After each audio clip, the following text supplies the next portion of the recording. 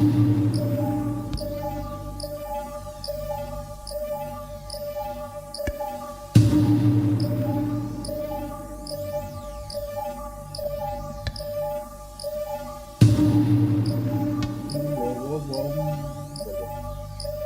right. Look at that. Okay, welcome everyone to the Black Baron broadcast. Mic check, 127. Excellent. All working good. This is the let me have I even opened it? I probably haven't. Let me share file. Where are you? Where are you? Oh, fantastic. There you go. All right, this is the show 91 of the Black Baron broadcast. That means there's been 91 shows. That's right, 91 shows attempting to help black people. Isn't that great? All right, thank you. Very cool. Nice. Cool. Hmm. Um. Right. Where's there we go. There we go. So, after much research, I've unfortunately concluded that currently black people are collectively inadequate. Very, very challenging. Very challenging to deal with the facts there. Trying to work on a teamwork skills. See what we can do. We're going to send a link out today if anyone wants to talk. You're always welcome. But if you do, please remember we are going to practice the 4D values, which are discipline, dedication, dignity, and discernment. If you use these four things when we talk, we might be able to find solutions much more easier. All right, fantastic. Yeah. Please don't use derogatory language, derogative, and that kind of stuff. Never nice. If you can, I know sometimes it's challenging, but it just usually contributes to confusion, which is never good. Please don't do that. All right, fantastic. So what is Black Batman? Black Batman is black people helping black people on black issues. That's what it is. That's what it is. So Black Betterment is a lifestyle. Yes, sir. That's what it is, a lifestyle. All right, so we are promoting the lifestyle Black Betterment. We will be showing plenty of videos today. Oh, no, if I forget, let me not forget that. Oh, why did it skip? The copyright statute 1976. So we'll be showing up people's videos. It'll be their copyright. We're just using it for study purposes and case study and that good stuff. Yeah. Also, if you take the time tell a friend to be a friend of the Black Betterment Building Instagram page. When we get a few more people following, then we'll start doing posts.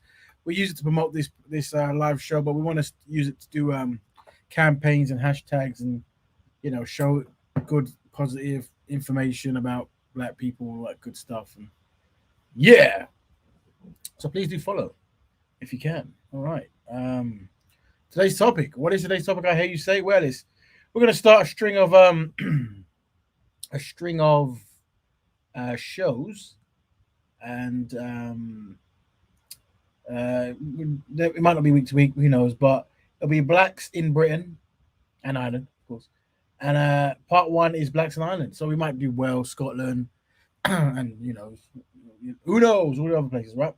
But we look at the life challenges and economical practices of black people in Ireland. What motivated this? I think I was actually just randomly on.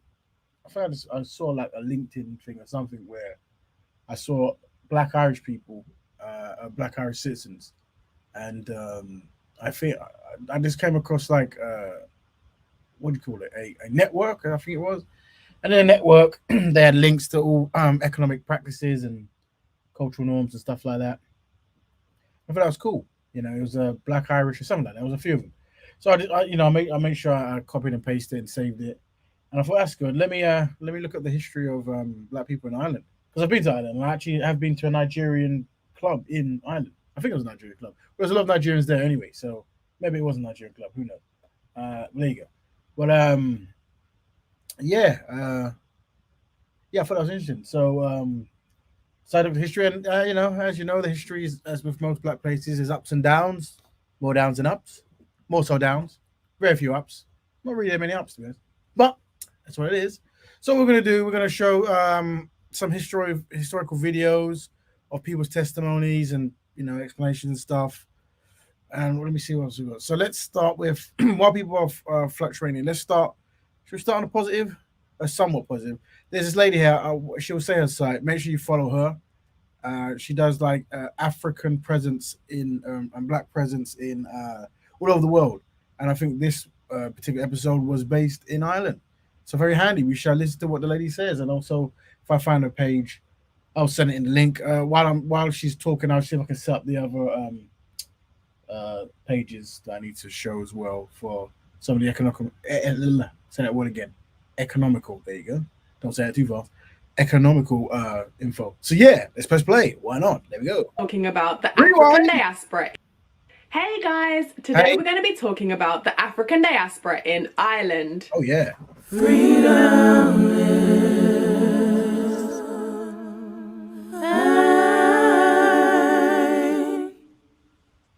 For those who don't know, since 1922, Ireland has been split into two separate nations, Northern Ireland and the Republic of Ireland. Now you know. This separation came on political and religious grounds following the Anglo-Irish Treaty of 1921, which declared the whole of Ireland a free state.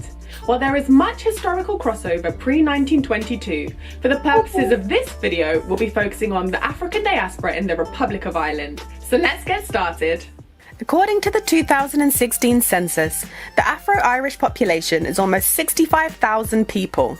Records show that there's been a small black presence in Ireland since the 1700s, mainly in major cities and towns such as Limerick, Cork and Dublin.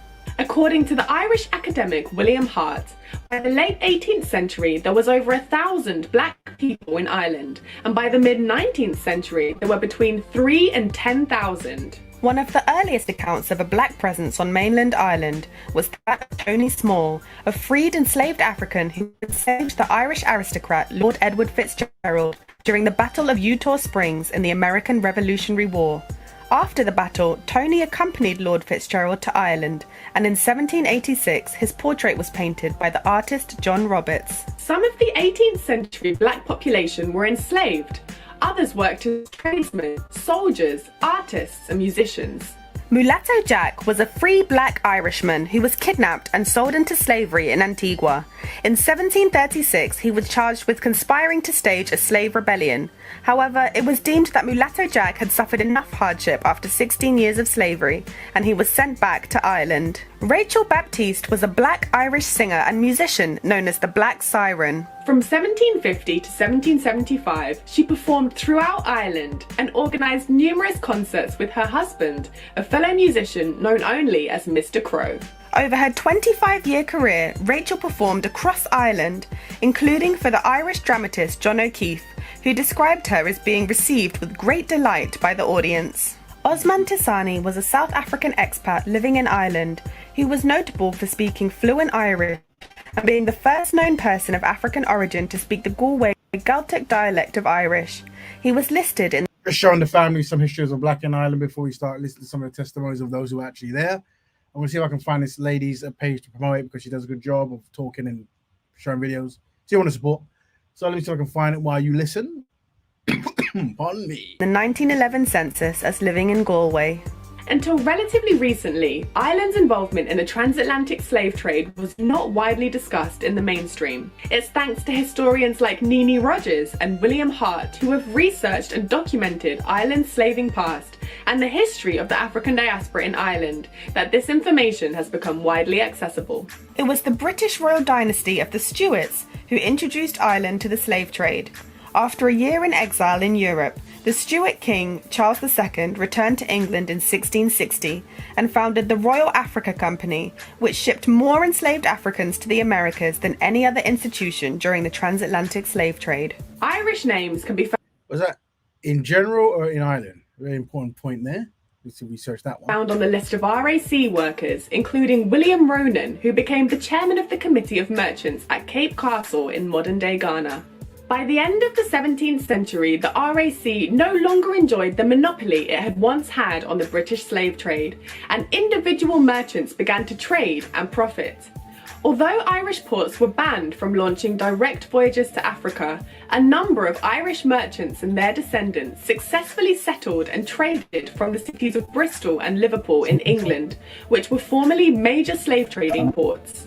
Several Irish individuals and families participated in the trafficking of enslaved Africans, such as the Frake family in Bristol, who originated from Cork, or the slave merchant David Toohey, who had migrated from Tralee to Liverpool. Meanwhile, in the Caribbean, a wave of second-generation Irish settlers were making huge profit off the transatlantic slave trade. From the 17th century onwards, they began populating the Leeward Islands, including St. Kitts, Montserrat and Antigua. Right, family, this lady's page is known as Freedom is Mine. Interesting page. I'm going to post it just so you can follow it, so you know we are promoting her page and saying thank you for doing she does quite good. She does actually blacks all over the world. So make sure you know her page and give us some support. How long we got left? There's a few minutes left, so have a listen until we go to the darker path. Irish ports of Cork, Limerick, and Belfast exported salted and pickled food products to the West Indies to feed enslaved Africans and plantation owners. In return, sugar and tobacco cultivated on plantations in the Caribbean were exported to Ireland. In 1779, Dublin Parliament campaigned for plantation goods to be shipped directly to Ireland rather than via British ports. This can be seen in the 1780 print of Hibernia, the Latin name for Ireland, here personified as a woman, holding a banner bearing the words "Free Trade." At her feet kneel three figures offering gifts, including an enslaved African. When Britain abolished slavery in 1833, the government paid £20 million to compensate slave owners for their loss. It was Scots-Irish slave owner James Blair who received more money than any other slave owners in the British Empire. As much as... Is that right? So he got the most and he's based in Ireland. Interesting. Ireland was part of the transatlantic slave trade. The country was also visited by a number of well-known former enslaved people turned abolitionists, including Olaudah Equiano, Charles Lennox Raymond, and Frederick Douglass.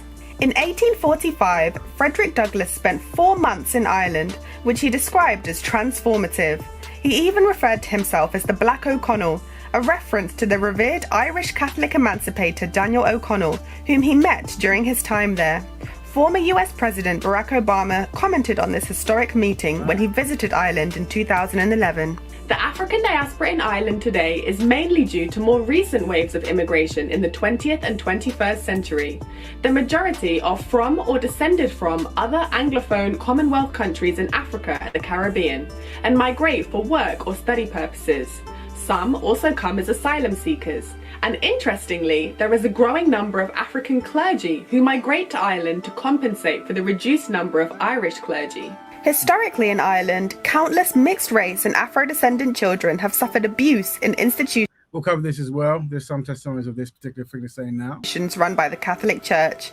The majority of documented cases were of children born to white Irish mothers and African and Caribbean fathers in the 50s and 60s, who were subsequently put into care where they received abhorrent abuse and racist treatment. This included verbal, physical, and sexual abuse, All the types of abuses, including whippings, beatings, and even being deprived of food or the right to bathe.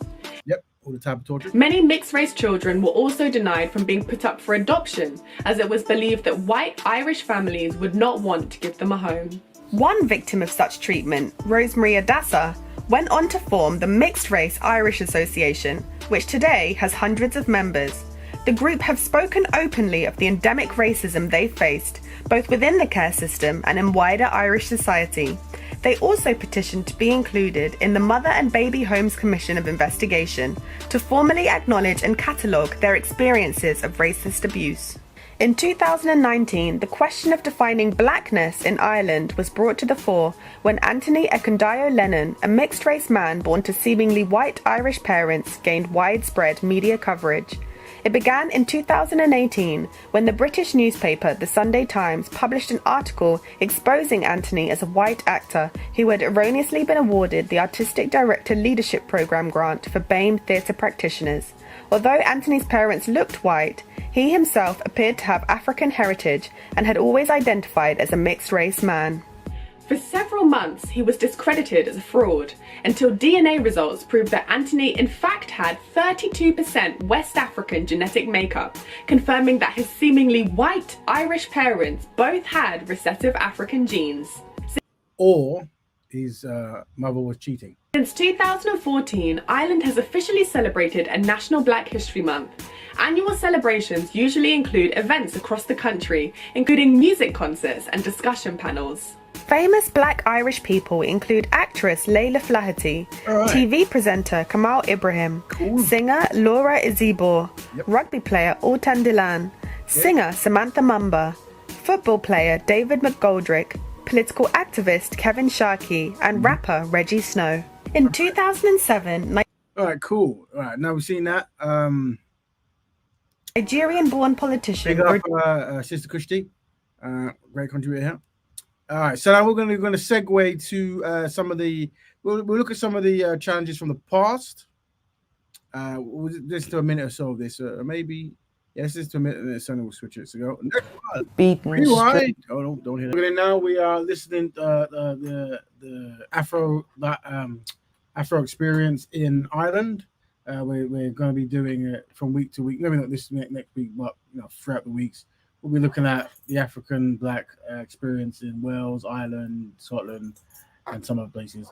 Blah blah. And yeah, right now we're dealing with Ireland, and we started with a bit of a history of Black people in Ireland. Now we're looking at some of the experiences of the offspring of African, I guess, well, they went to be educated students and workers and local Irish women, and then obviously the kids being put up for adoption and their experiences back in the 50s, 60s, and these kind of things. Because you're not one of us.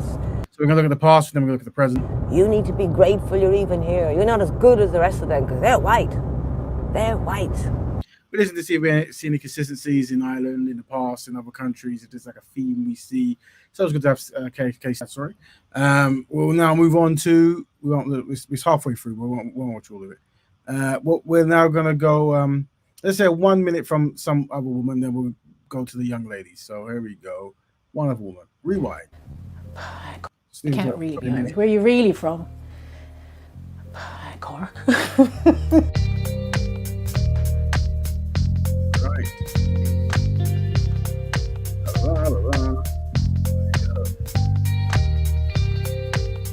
Okay, let's folks that there.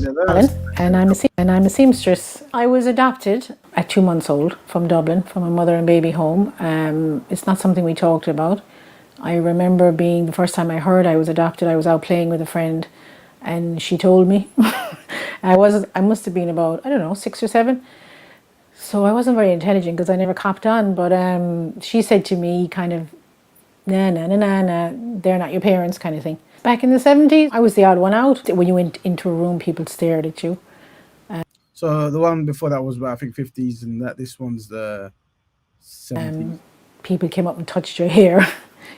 That still goes on. They just felt like they had a right, because you were different, they had a right to come and touch your hair or touch your skin. I found my birth mother.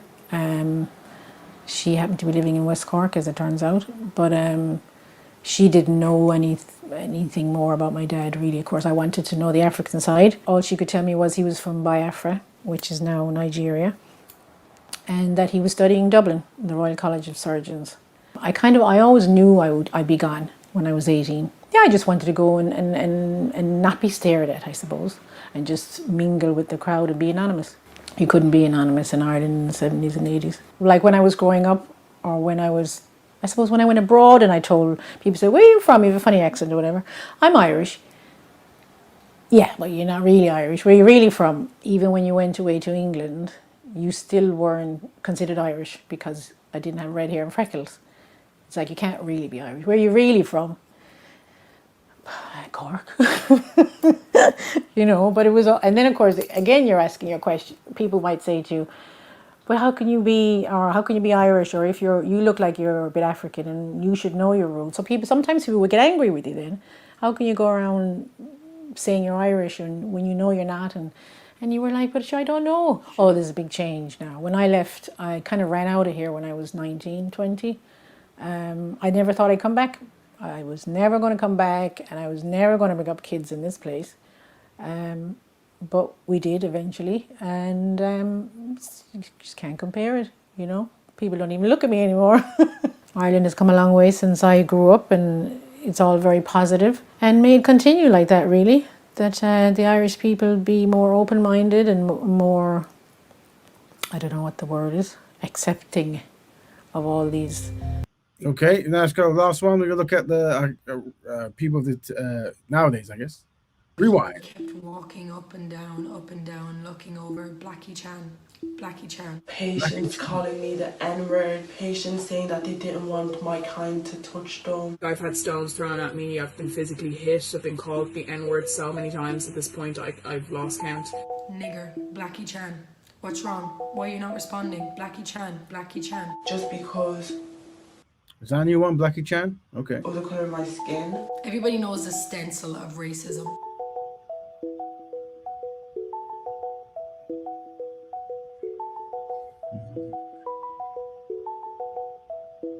As I progressed myself onto secondary school, I found that's when I really saw the brunt of, or got the brunt of, racial abuse. There was like guys on my bus and they used to basically jeer me because my nose was too big, my forehead was too big, that like I was too black or I don't belong here in Ireland to go back to my home country. And I used to sit there sometimes and think, but this is my home country. You guys are my people. So where do I... Now, after this, guys, I'm going to show you some sites of Irish Black-owned economic stuff, too. I'm going to post some in the link as well, so you guys can look at your spare time. So after, what's going on there? Hold on. Yeah, I'll use the searcher for us to scroll through. I can see what's there, see what they're dealing with after a minute of this or so. I actually belong. So I used to draw this in the steam of the bus and get everybody to laugh and taunt. So this was my face, my eyes, my big nose, my mouth, my big fuzzy hair, as he used to highlight to everybody.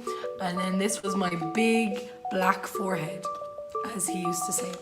I'm sorry, but I mean, I'm proud of my black forehead. It's beautiful, and so am I.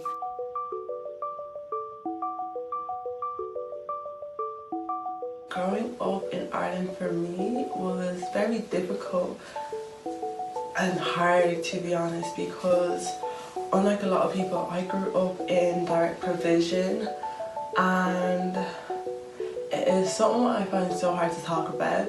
I remember getting bullied at one point, and like there was a group of boys that would say, oh, if you don't do this, I'm gonna call the police on you and you're gonna get deported. And like between 8 to 10 years old in primary school, and like your biggest fear was being deported. I didn't really realise how bad racism was till I started working in the hospitals, trying to like learn and like just being in a learning environment in general and experiencing racism from patients and some nurses as well was horrible and very disheartening as a student, because like this is a career path that you're trying to go through that is already challenging as it is. It is.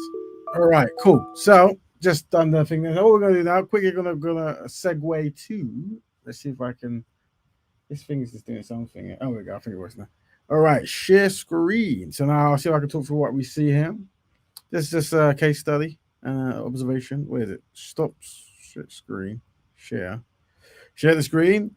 We're also going to use this in a bit to do something. I think that's the one.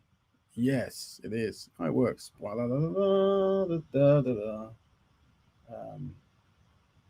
of them are up already. It's nice.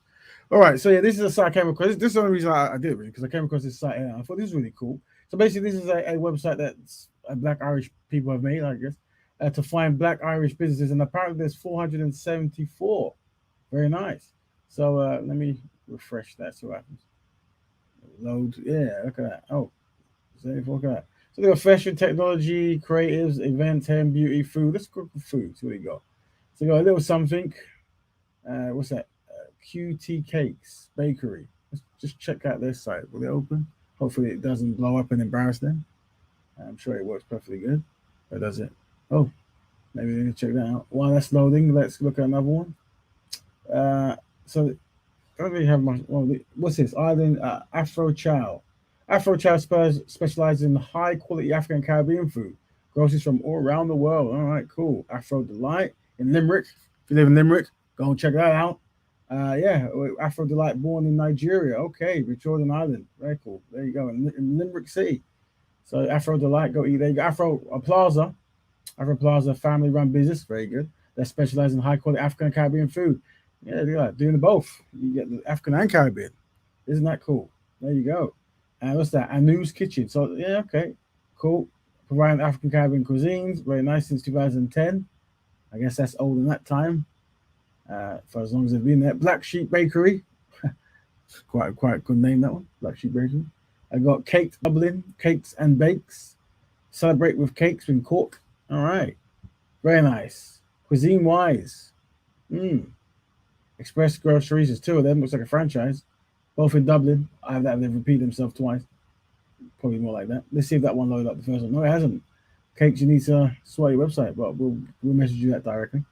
Ethiopian. Okay. Supper Club. Nice. Got Ethiopian family there. Voila.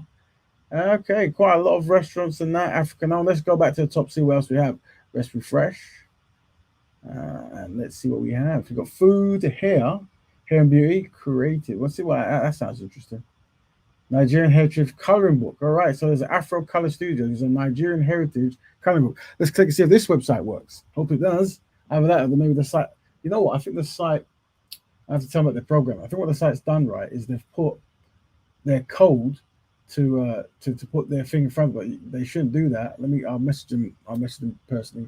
I think they want to do that. Yes, I found out. So black people and that, go help them out. Make sure they do the technology right. They've just done a bit of error in their programming, but we can sort it out. So what is this? Heritage Picture Page coloring book from a Nigerian who's based in Ireland. Why this color? Let's click on that. Why this color? You tell me why. Oh, look at very nice pictures there. Long story. At the 10th age of 7 when I arrived in Ireland, so I've been there for don't know how long, but since you're 7. I know it was a very organized place. Initially, I did not dislike Nigeria. I hope not, but obviously, But when we began to experience the benefits and freedoms of Ireland, I grew, okay, so, she seems to have a very positive outlook. Okay. Spiteful of my, country of origin. Okay. I grew spiteful of the origin of the country. Okay. All right. Okay, so basically she was giving her the good stuff about Nigeria in the form of a coloring book. How nice. Fantastic. Super, super good. All right. What else we got? We got a photographer. There's that Buki Oki. A singer. Okay, we have a singer called Buki Oki. I'm probably saying that wrong if I'm shaming me twice. Well, graphic designer, no website there. Good to get one sorted out. But illustrator, let's see if this one works. As we know, the link works on this one. Well done. They sorted that one out. Oh, this is nice. This is good. So for those who are looking for an illustrator, contact this lady. She does illustration. She's based in Ireland. She's an illustrator. I found her on the site. Good stuff. Fantastic. Very good. Support economics. All that good stuff. Make sure I've put the links in there. Go support the brothers and sisters in Ireland. Blah blah blah. So what we're gonna do now, we're gonna segue to some. We've covered some issues in the past, and when I start seeing some about obviously some of the abuse that goes in, it reminded me of I remember a few months ago, could be a few years, we also covered, I think his name is Liam Neeson, that's right. And he's a famous 70-year-old actor who does the action films. I think he said 40 years ago when he was in Ireland. So now, I don't know if that would be the 80s, 90s, or I should know really if he's 70. But yeah, no, I do know. It'll be like 60s, 70s, I think. But yeah, he said that unfortunately a good friend of his, a woman, was sexually assaulted by a black man, and he wanted to have revenge on for his friend's experience, horrible experience, and he wanted to go and attack black people. So we covered that, and I think it was interesting just for us to study like how certain people groups or people in general perceive things, and how everyone's guilty, everyone's one crime, everyone has to pay, and that's that psychology. And I want to segue into just to go over that, and then we're going to segue into the black defenders of that behavior. But let's have a quick sneak peek at that, just so we can segue into something else I'm doing. But let's have a sneak peek on the teak, and this brother is from Ireland, so it is connected. Actor Liam Neeson. Now Rewind. to a shocking revelation and an admission of shame. Actor Liam Neeson is facing a barrage of criticism after he revealed that he once contemplated racist revenge. Neeson told British newspaper The Independent that many years ago he took to the streets with a heavy stick for a weapon after a loved one had been raped. The loved one told him that she'd been raped by a black man, so he said he went out onto the streets to black neighborhoods, as I said, armed with a weapon, hoping a black man would provoke him so that he could do that person harm. Listen to a Is this behavior widespread? Who knows? portion of the interview. I asked, did you know who it was? No. What color were they? She said it was a black person. I'm assuming this happened in Ireland, and if that's the case, from what we're saying, there wasn't too many black people there so far. So I don't know if he's just not remembering correctly, but for him to say what color is very, very particular, very out of place. But maybe I don't know. I went up and down areas with a kosh, hoping I'd be approached by somebody. I'm ashamed to say that. And I did it for maybe a week, hoping some black would come out of a pub and have a go at me about something, you know, so that I could kill him. Is this something you wanted people to know on TV? It's still kind of jaw-dropping to hear it. Our senior entertainment writer, Lisa Respers France, joins us with more. And also, the journalist who conducted the interview, Clémence Michelon, she conducted the interview with Neeson for The Independent. Clémence, let me start with you. What question did you ask him that prompted this response? So it happened during a press junket for Liam Neeson's new movie. And in this movie, he plays a snowplow driver whose son gets killed by a drug gang. And his character, instead of doing what most people would do, which is do the internal work of grieving, embarks on a string of revenge killings. So my question was, why? Why does his character do that? And that's when Liam Neeson shared the story we just heard. And what, Clémence, because he was joined by his co-star. This is a junket, so in other words, this is when movie stars promote their films and then they sort of give 5 minutes, 10 minutes to journalists one after the other. What was the reaction in the room when he told this story? Yeah, I mean, there was definitely, it was very calm, right? You've heard on the audio, you can tell when you listen to the tape that it wasn't a throwaway remark that he did, that you get the feeling that he told it very consciously, as if he had decided to sort of unload the story. And when I say calm, I mean because there was shock, right? He was speaking, and you can't help but being shocked when you hear those comments. And he says it himself. He's ashamed, and he said it was awful, the way he thought at the time. So obviously, you know, you could feel that in the room. I mean, actually, and if you read the piece, his co-star said holy expletive, and I think a lot of people have agreed with that reaction. Lisa, he spoke to Good Morning America on ABC, the American network, to say he's not a racist, but then recounted, and I want our viewers to listen to how he tried to explain his comment on American television. I'm not racist. This was nearly 40 years ago. Would you have had the same reaction if your friend had said it was a white man? Would you want her to go out to kill him? She'd have said an Irish. If you had said, what we should always ask is replace the word black with Jew, see if it's the same response. John Barnes, welcome to you. Oh, that cut quite sharp. So what we're going to do now, we're going to segue into the black people who defend this behavior. And the reason why I'm segueing him, this is an old story that we bring back up, is because we're also doing a case study of football players. We were last week studying the tremendous amount of football players who don't marry black women. And obviously, John Barnes is famous for marrying many white women. But also, he seems to defend certain people's behaviors and stuff. And we always use him as that case study. But we're going to use him to segue. So here is his opinion on the Liam Neeson thing. And that's random. I was looking at some site about Ireland, and I typed in some of the names, and I'm getting other pages of, like, even 2020 movement against racism. We face racism every day on the walk to school. 6 Irish people reveal harsh reality of growing up black. Okay, so that was something that they wanted to say. Cool. Just randomly found that one. What is that? Okay, play. Was this somebody being incredibly candid about an awful moment in their life, or is this beyond the pale? Well, first of all, I just want you to give me a few minutes, because I believe that Liam Neeson deserves a medal, and I'll tell you why. Liam Neeson, I've listened to the whole transcript. Liam Neeson was talking about his film Revenge, and he's talking about revenge doesn't do anyone any good. He mentions the fact that being brought up in Northern Ireland, he understands how destructive that can be. So Liam Neeson is in Northern Ireland, and what the Irish we saw before was Republic of Ireland. But I suspect there was a similar kind of attitude at that time, and maybe even now times. Who knows? From certain people at certain towards some people. Who knows? He went. Oh yeah, and there's John Barnes. The reason because I'm going to use him shamefully to segue into something we did last week. But just we're talking about this, like who gets to represent black people on TV and stuff, and should certain actions they do disqualify them, and and what connects someone to be so unsynchronized? And we say that if they're doing a certain set of behaviors, is that really like revealing themselves?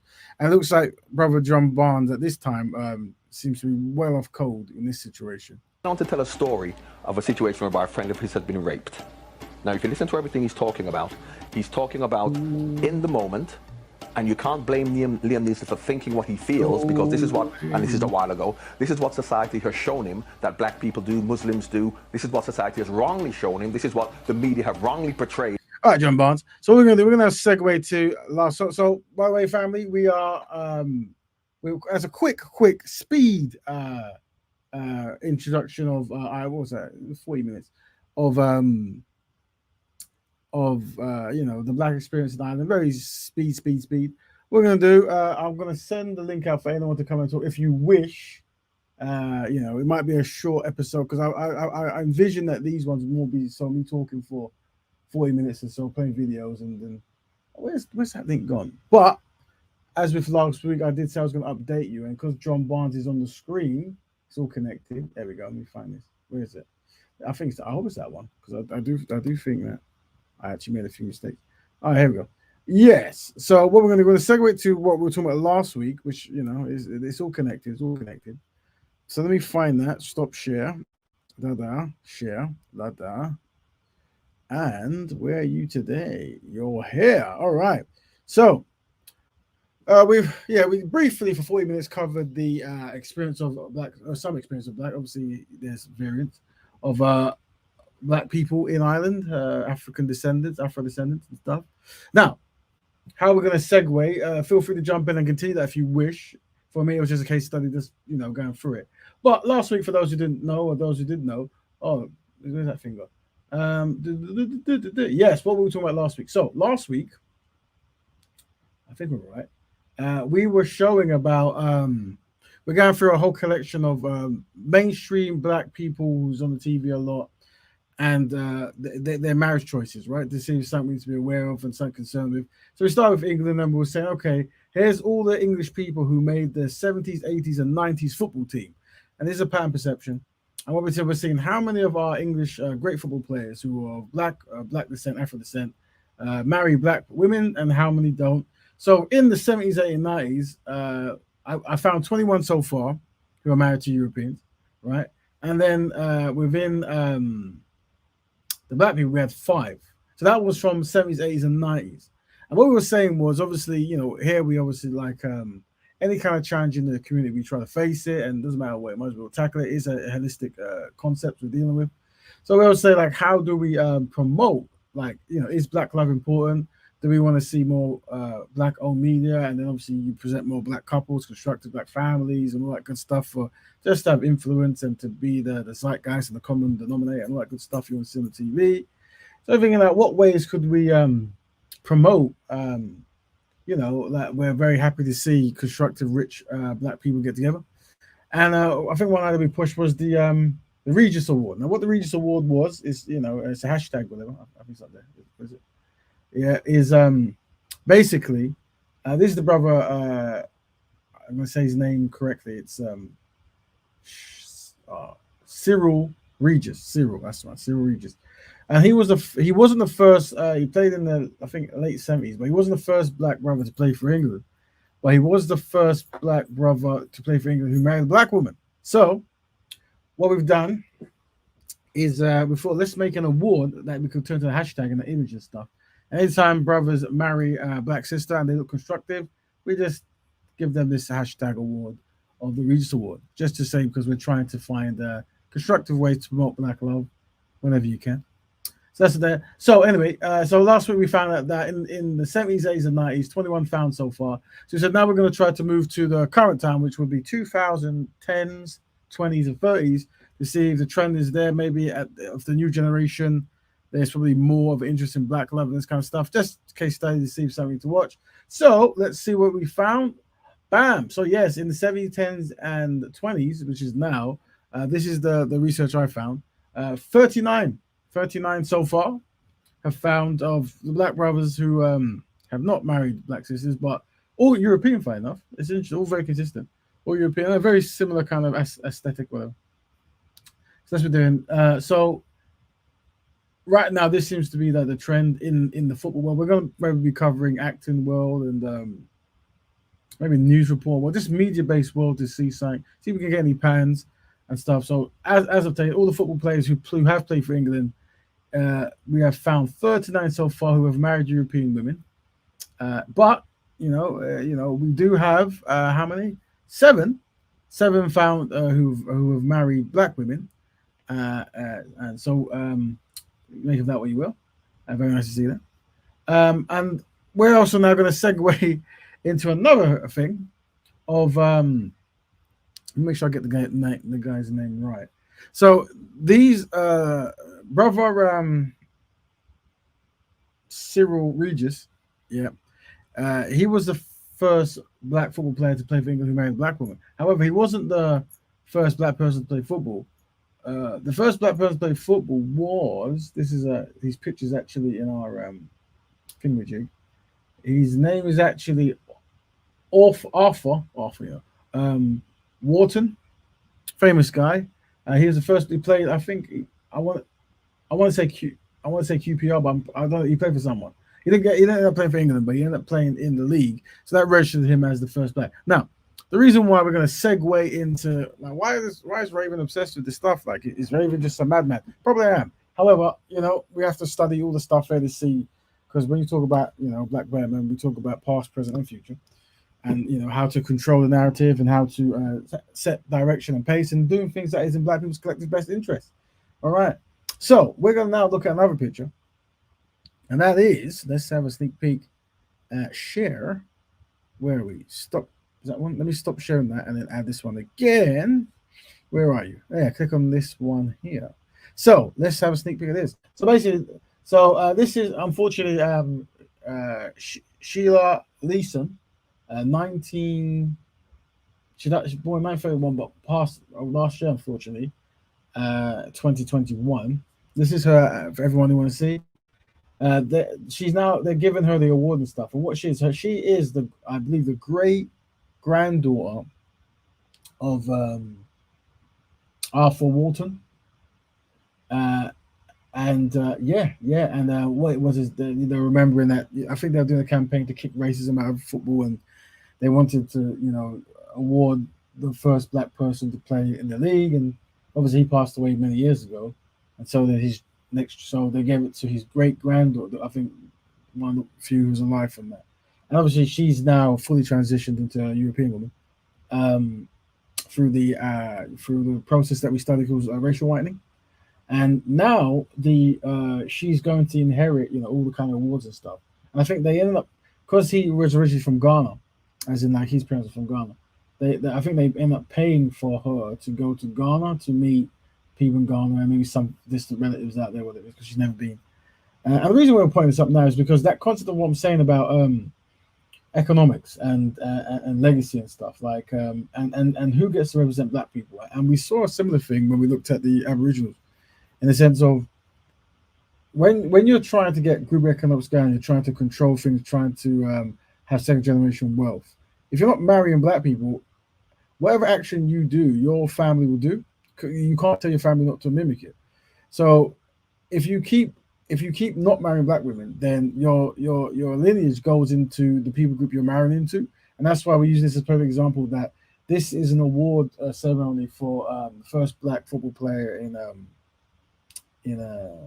football in England, and it's been presented to his great granddaughter, who is essentially a white woman. But you know, and that's pretty much, if you can look at that concept there, as pretty much how, when you want to start your businesses, when you want to have second generation wealth, when you want to create institutions and all this kind of stuff, this is the same kind of thing that will happen generally if you're not like aware of how to produce black people and how to have a group economics and how to, control and dominate in an area and all that good stuff there. I just came across this yesterday today, I think it was, I can't remember. And I was just like, okay, it's very interesting now.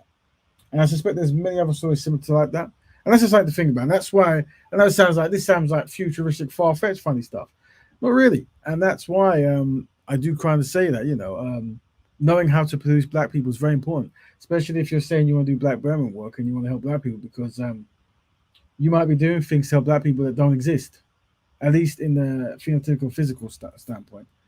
And I don't know if that, that might be something you might want to review, but who knows? Maybe I'm just some funny kind of thing there.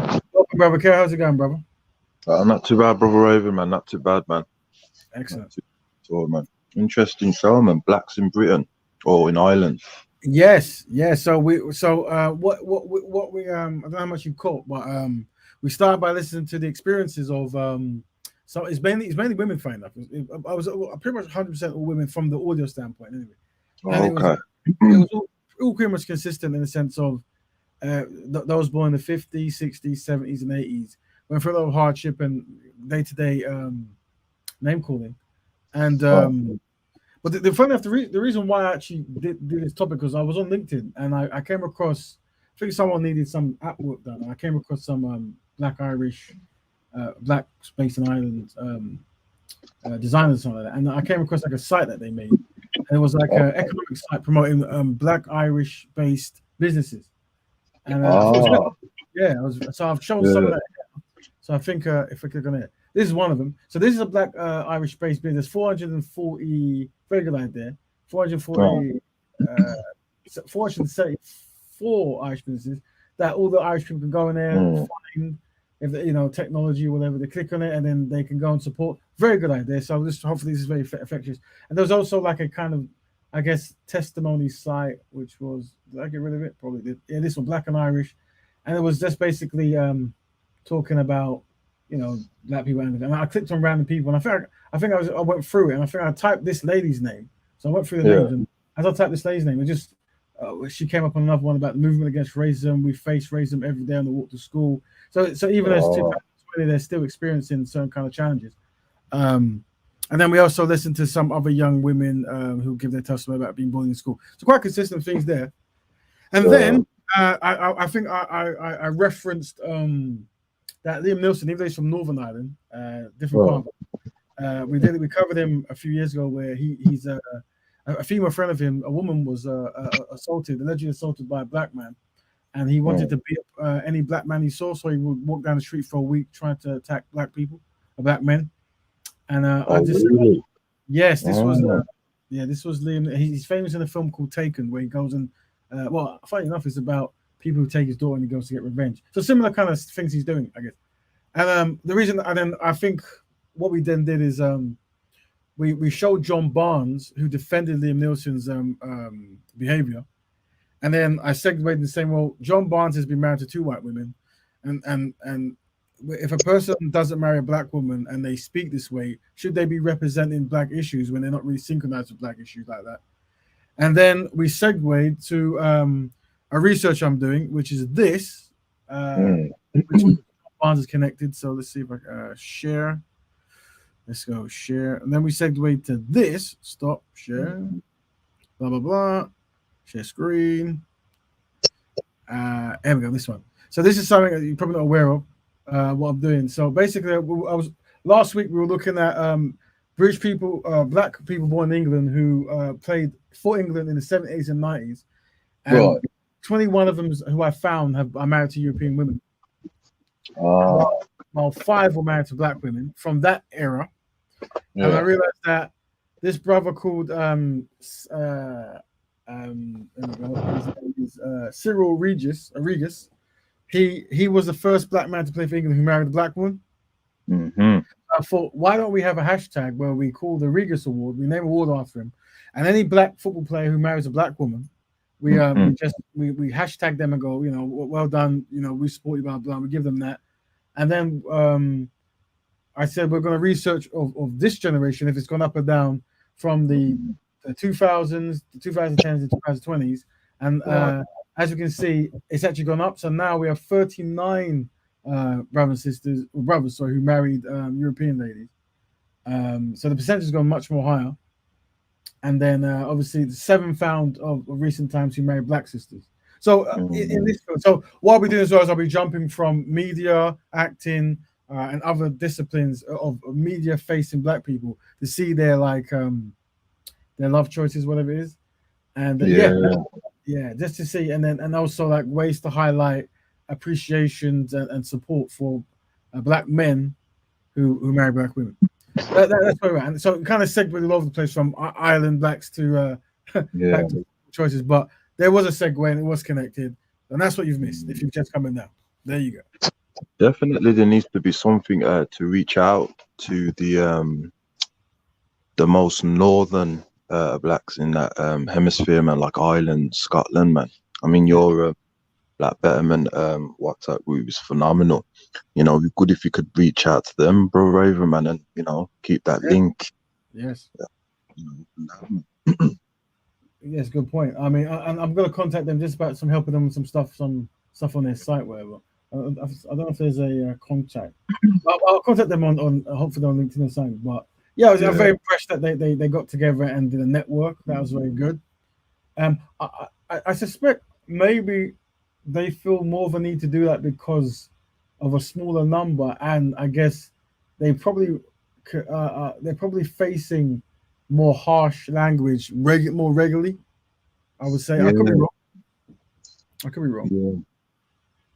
You know, I was having a conversation. This is years ago with a Los Angeles African American brother, man. He was saying like the 60s and things like that, black movement as well as history wasn't really prominent in Los Angeles, but when it came to New York and places like that, it was definitely prolific there. And I can imagine, like, when you look at London, is like the hub, particular, you know, when it, you know, came to the Honorable Marcus Garvey, as well as a lot of the African Pan-Africanists, you know, the first being the one in the UK. So they're gonna need that type of energy, Brother Raven, man, to transcend up there where they are, man, because, you know, it is all about the South bringing that energy up north, man. That makes sense. No, I definitely will be reaching out, and I'll just congratulate them for the organization skills to get everyone. That's really impressive. So I'm good, but I'll definitely reach out and see if I can invite them to some of the things we have down here. Definitely. No blacks, no dogs, no. Yeah, I feel. You know, I remember seeing that in my younger days, man. Interesting though. I noticed that the places where racism is more extreme is actually the places where black people inhabited first. So you know, we know that, you know, they want to keep this type of color code, this type of curriculum, and in order for them, as I said before, to control their dopamines, man, they have to use certain slogans, certain words, mannerism to keep that curriculum so it doesn't fade away, man. We got to understand that as a people, man. You know, the more aggressive it is, the more that you were there before. But definitely, Brother Raymond, a treaty for us in these hemispheres, man, needs to be promoted a lot, man.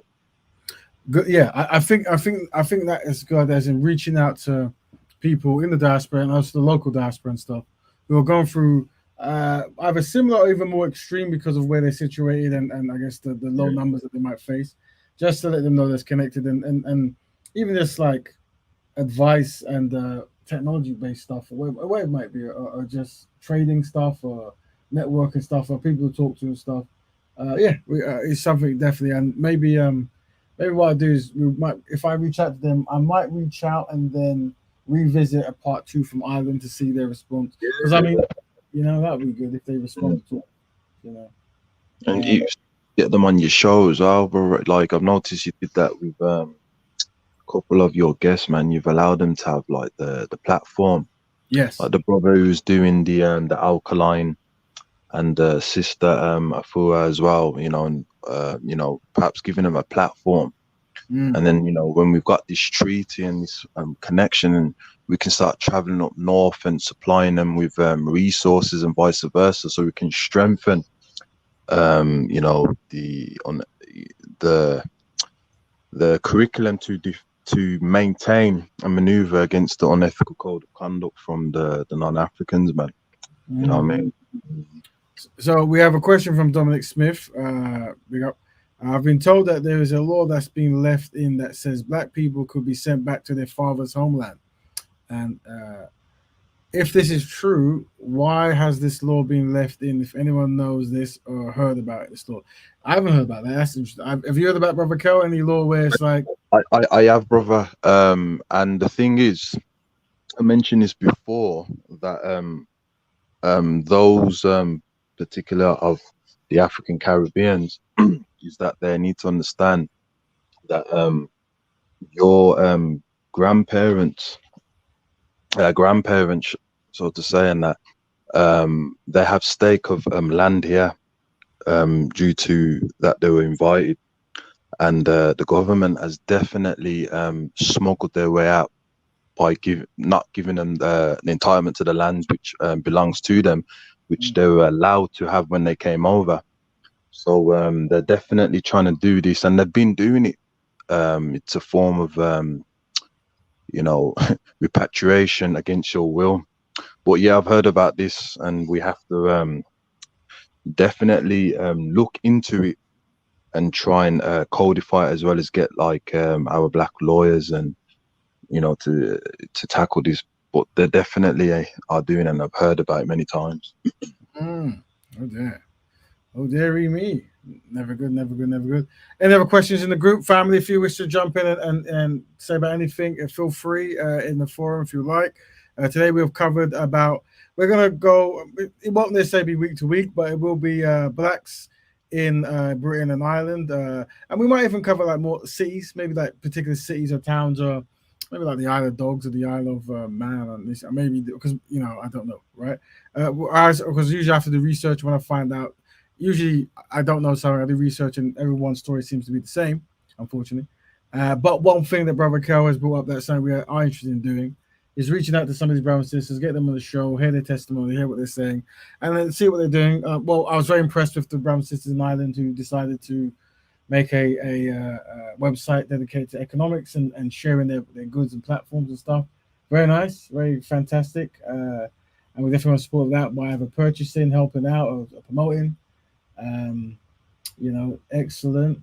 And the site I put in there, it's called Irish Black Owned, which is IBO, Irish Black Phone. Yeah. So we'll be promoting that and find out more as week goes by. It's interesting because let me put that on the screen from Sister Christy. It's interesting because Irish people always use this as if we are both struggling the same. Yeah. So what's meant by that is as you see by the door, and something we learned as well in a very great documentary by, well, not really a documentary, but I guess a explanation intro video by Freedom Is Mine, which is in the link, guys, if you want to follow her page. She's a lady who does the African diaspora in every country, and she just tells about the history, and it's very nice in a very calm, soothing voice, which is nice. And what yet they were able to demonstrate racism to black people. Yes. So one thing is because of the past, you know, Irish people were banned, and there was no dogs, no blacks, no Irish. And when they would show, I think his name was Kuhn, the guy who came up with the like Caucasoid, Negroid, and this kind of stuff.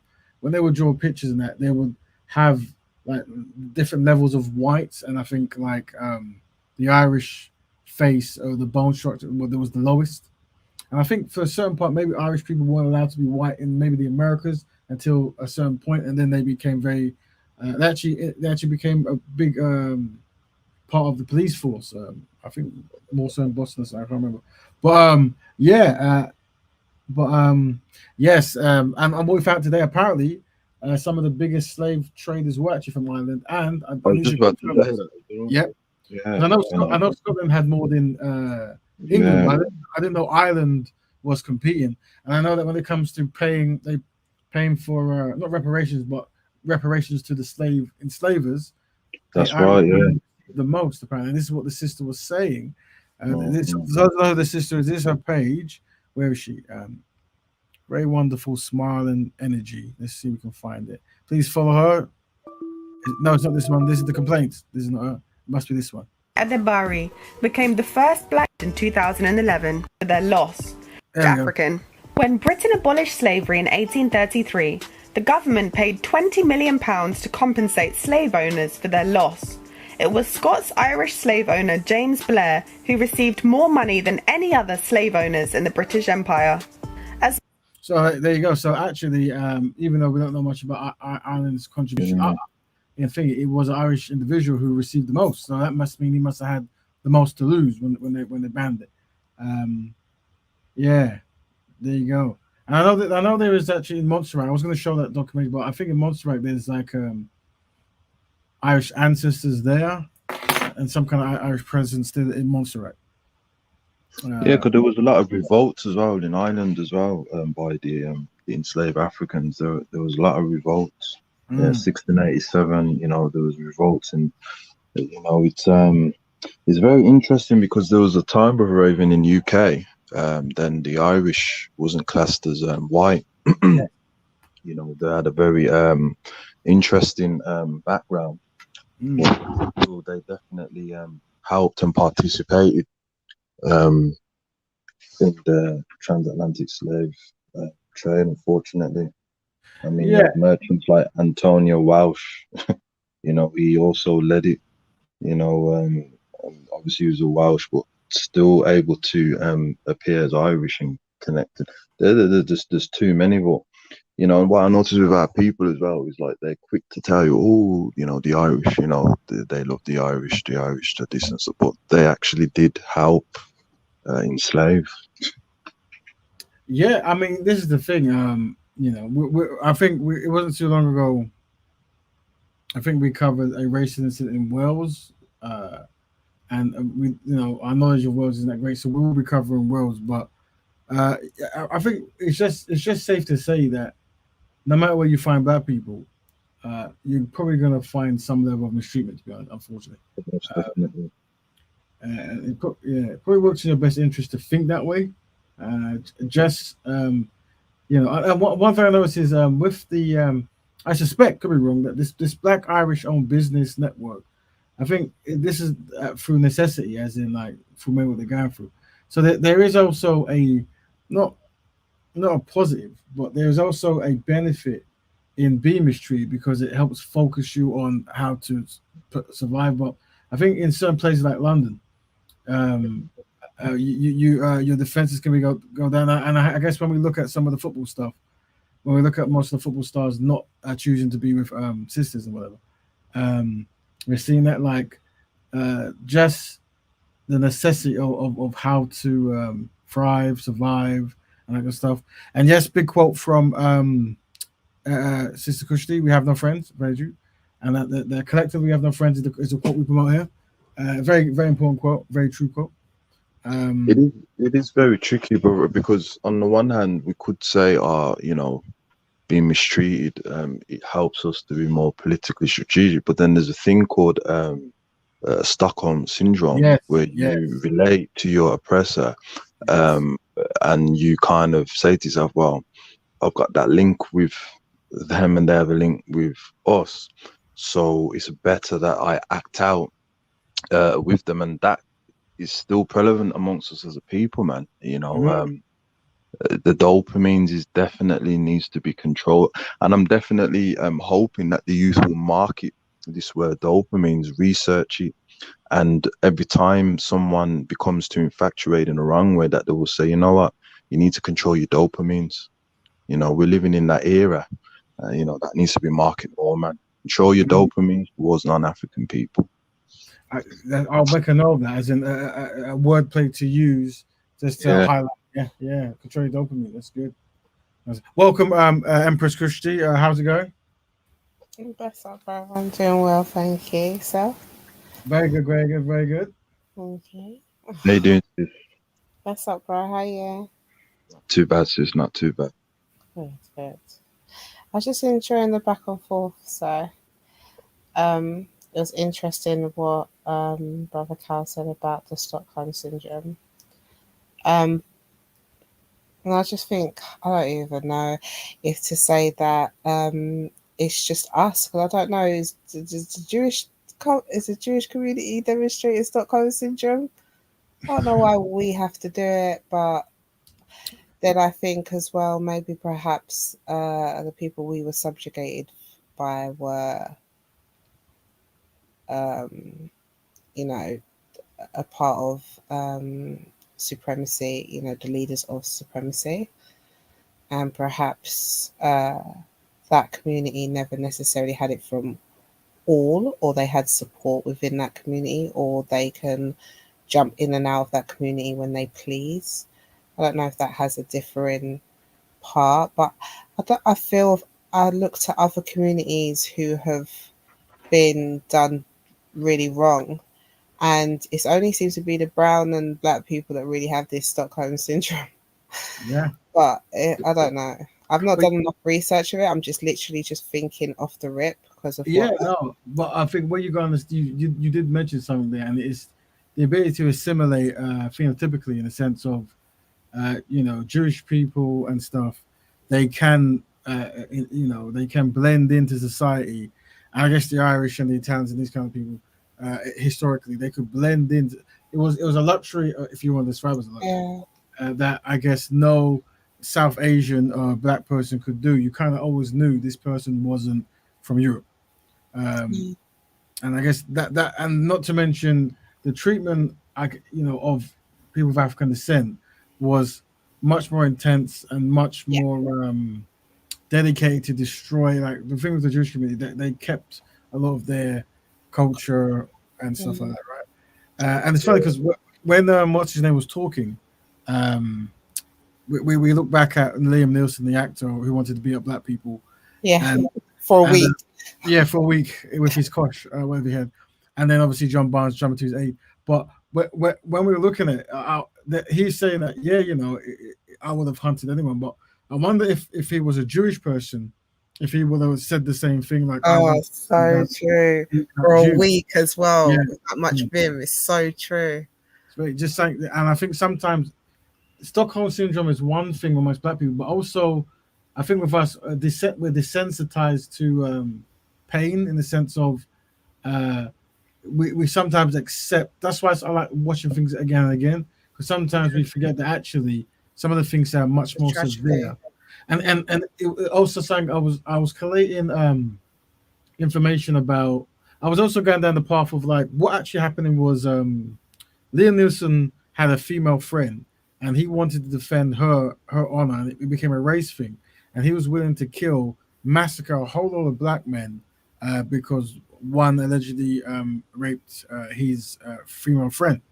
And Right. it shows you like the protection certain people groups have of their women, right? And Yeah. and it's something that I'm not saying that people should go around massacring people, but it should just the sheer rage in order to defend their women and how they perceive things.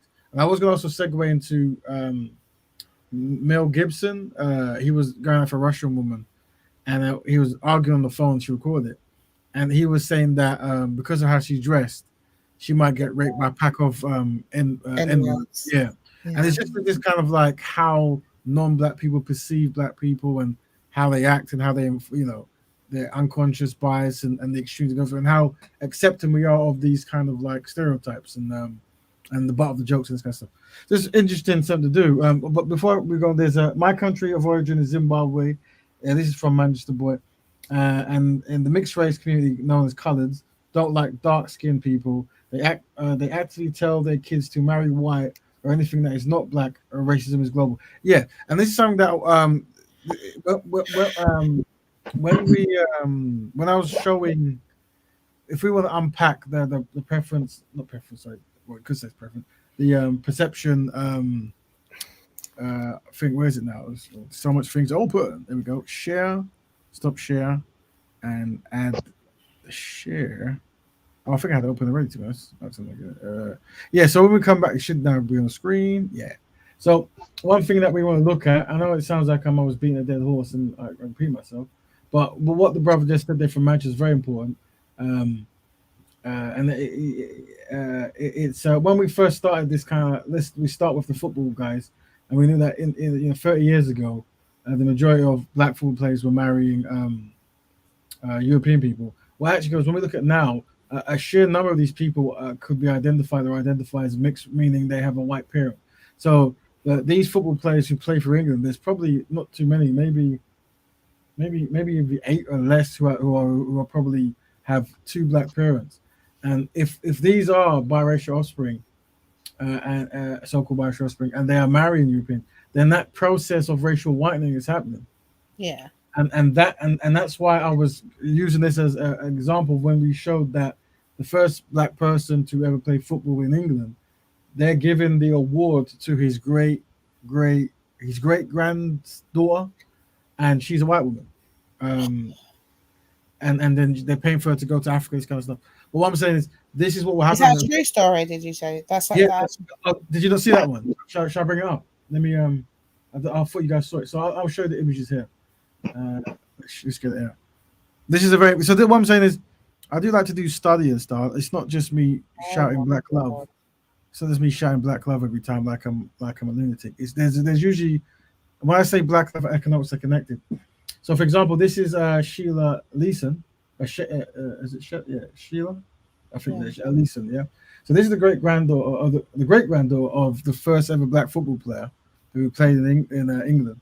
He never made it to England as in the national team, but he was the first to play in the league. And they've given her this kind of award and stuff because they were doing like a kick racism out of campaign. So I guess they wanted to highlight, when black people first started playing football in the English league.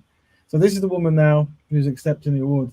And I think this is more like a case study or like just a reminder of how it will be for black people. I think I tried to show before in Australia how the people who are accepting all the stuff now will be the blonde, and this is something that will happen. So if we look at this and then we look at the football team and stuff, this is what will happen. Unfortunately, I was giving analogies last week because some people were a bit confused with it about like. When everyone buys Nike trainers and people think that it's a normal thing, but when that happens, Reebok market to make sure that more people buy Reebok trainers. And while people go, no, Nike's just a normal thing, but they don't know that most things we do is about promotion, marketing, propaganda. That's right. And if we don't, if we see trends, for example, every single media-based person is not marrying black people, whatever it is, and we don't have a media to counter the narrative, then that will become the normal accepted. And then the institution we try to make will be not run by black people. That's why within this very heart of this show, the rules have to be black on black, because there's so many ways to infiltrate to take resources out of black people, and every trick in the book is always used. So you need to have a code and a guide, and that's why when we segue to the football stuff, that's why I was saying that if 21 people then married white women and only 5, we create what I would say the Regis Award. This is just a campaign, and we train black people to hashtag black football players when they find their girlfriend or when they have their girlfriend. This is like a social trendy exercise, trendy, that kind of stuff, right? But if we start creating a narrative that there's awareness that we're appreciative when constructive brothers find constructive sisters. This is also something I noticed as well with Brother Umar Johnson, where now every time there's like some kind of incident with a black brother and or just a black person in general and a non-black partner, they reference him as like a hashtag or a social thing. Yeah, put a little meme on or something. Yeah. Like, I've warned you. Yeah, but that is the same equivalent of Nike having adverts in every store, having adverts on all YouTube. It's like you're psychologically training black people the value and importance of economics, black love, second generation wealth, and the reason why these shows are important is because we show the history that happens. So now the first black everything will never be a black person inherited that inheritance. It'll always be, you know what I mean? And can you imagine now? Can you imagine the optics of you have all black football players in an award show, and they all go on to get their awards, and all their wives are white, and then you have like a legacy award where the first black person's ancestry is connecting something, and all the people going on white. It's almost unheard of in other communities, but in the black community, it's very true. So one thing I was going to do as well is I don't know this, I could be wrong, because the pattern might infiltrate even more than black people. But I wanted to see the Asian. I know there's not as many Asian football players, and I don't think there's hardly any who end up playing for England. But I would like to see all the Asian people in the who's been in the Premier League since I don't know the 70s, and see who their wives have been, and see And the ratio. MPs, that'd be Say that again. And the MPs. And the MPs, yes. I mean, yes, across the board, and it just to go. Maybe I could be wrong. Maybe we have a problem. Maybe if we see a consistent theme across the board, and then recently I know we don't like using the odd social incident, but there was this brother who was making comments about a black sister he was with, and she doesn't remind him of a black woman, so she's okay. And I think he told this on some stream to a white guy. Yeah, well, I think that was that Heskey's daughter or something. Is that why it was so big? Was it? I don't know. I hope not. No. I hope not. This is like recent where some TikToker or something. He was dating. Yeah, where he's talking to a white guy saying, "Oh, I'm with this black woman, but she's not. She don't look black. She yeah, basically looks like a white woman, so it's a result." Yeah, I think she's big in something. Like I think she's really? Yeah, I think she's got some sort of a background or something. And there's something done about Heskey. I don't know if he was saying that. Look, they all look like Heskey's daughter, or she was Heskey's daughter. No. The insult I think was Drogba or something like this. Yeah. Yeah, there's a black football player called Drogba, and I think what he was saying was he was making fun of the black features of the women, saying that they look like a black football male player. So this was the kind of this is what he was saying. So once again, he's been named and shamed. And to be honest with you, he's obviously got a history of challenges, and he doesn't seem to be. I don't know. There might be something. I don't know what's going on with him, but obviously naming and shaming, but once again, we're going to counter that with having like highlighting brothers who marry sisters, right? Put them in a good light, making great designs, put on social, making it a thing, awarding people who do this. I know at first it sounds weird, but it actually works, and it actually is something that that what we want to do. We want to train that anytime someone sees that, a good thing is happening. Something that needs to be promoted. I think there's a couple of things that I'll sorry to interrupt you, Brian. There's a couple of things that come to my mind when you was talking. So about the Dr. Umar point that you made. It's not. I don't think it's Dr. Umar actually attaching himself to those memes. So effectively, what he's done with the power of marketing is that anytime something like this happens, which is a stereotype or a typical, or we could have expected this to happen kind of thing, right? Happens, someone puts Dr. Umar to that. So he's made himself that point of when it comes to the black man and white woman, the interracial thing, and it goes wrong. He's made himself that face of Dr.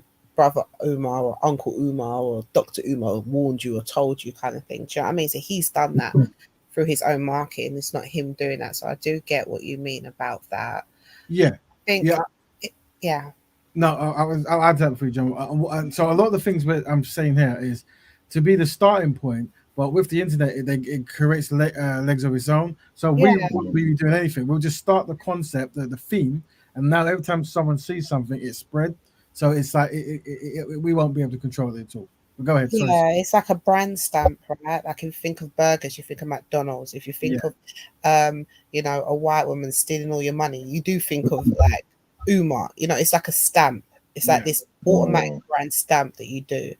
So I get what you mean by that.